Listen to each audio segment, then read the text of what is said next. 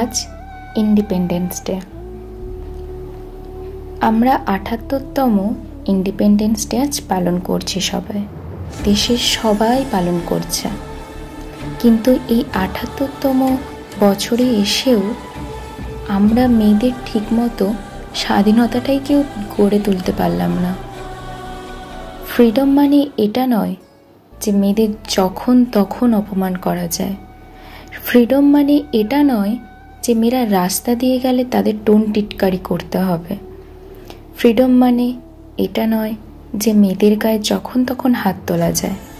Freedom মানে এটাই যে যে কোনো মেয়ে যখন রাত্রি ২টোর সময়েও রাস্তা দিয়ে বাড়িতে ফেরে, তখন যে সমস্ত ছেলেরা তাকে টোন টিটকারি করে সেটা বন্ধ করে তাকে সেফভাবে বাড়িতে পৌঁছে দেওয়াটাই হলো ফ্রিডম।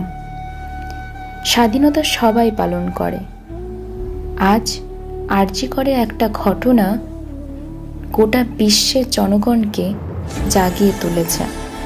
সবাই চাইছে জাস্টিস হোক। সত্যি এই ঘটনার প্রেক্ষাপটে জাস্টিস হওয়া দরকার। অ্যাকচুয়ালি কিছু না হলেও ফ্রিডমটা তো মেয়েদের তৈরি হবে।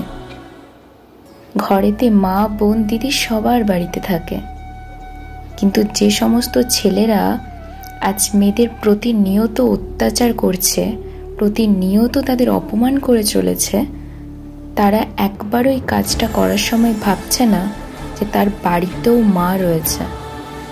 মা না থাকলেও স্ত্রী রয়েছে, নাহলে বোন, নাহলে দিদি, কেউ তো রয়েছে। তারা কিন্তু ভেবে দেখলো না।